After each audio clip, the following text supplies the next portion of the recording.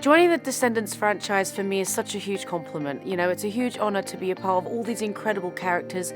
And of course, these characters are based on such a long history. And that for me is an honor. And seeing how I can play my version of the Queen of Hearts is really fun. So the question is, what do we do?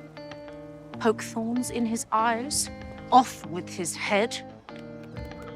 Since you'll be queen one day, I'll let you decide. I think the Rita Ora spin to the Queen of Hearts, which I think is different from any of the Queen of Hearts you may have seen, is that she really indulges in the glamour. She really gets in with the emotion, and she really does like to pretend to feel sympathy for these people, but she doesn't. I like the drama of it all. I really do. I think I'm really embracing Queen of Hearts and making her as dramatic as possible. Bridget, I didn't expect to see you here. Ella.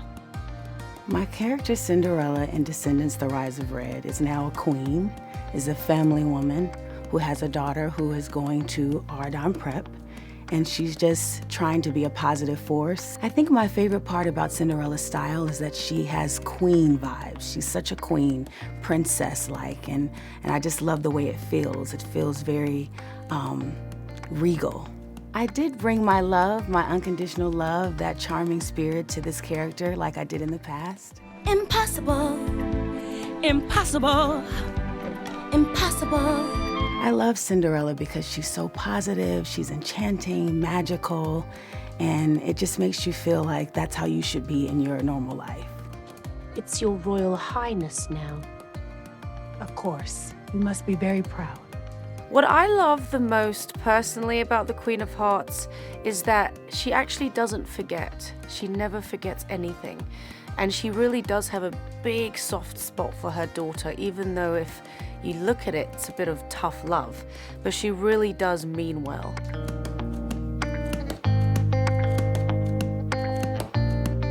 Cinderella's relationship with the Queen of Hearts is very complicated. They have a historic past, and you just see them bumping heads. But like I said, Cinderella is very positive, so she tries to keep a positive attitude no matter who's on screen with her. Dad. Mom. Paolo Montalban is magical, so to reunite with him was surreal. It felt like no time had passed between us, but it was so magical to see him and to work with him again. I'm just so happy that it happened. I did play Cinderella in the Rodgers and Hammerstein version 20 years ago, and now in the Descendants: The Rise of Red. And I would say the similarities is that everything is still all about love, all about positivity, all about magic. And she always had a positive outlook on life, and she still has that same vibe. Love ain't it. Let me show you what true power is. The music is amazing. Okay, the music is my favorite part. It is so catchy. I love being biased, but I love my songs.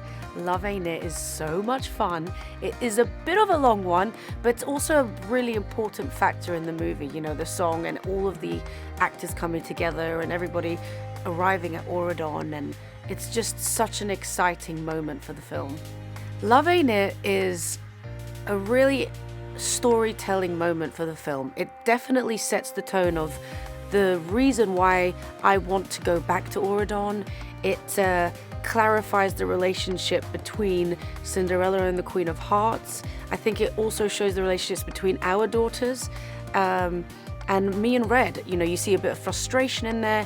You see some hope, because I really kind of think I convince her into taking this looking glass and showing her the future, and that makes her want to be on my side. The sound of Love Ain't It is like kind of rappy. Okay, as a singer, I love singing, obviously. This is the first time I've really kind of rapped, and I loved it. It's just such a fun song.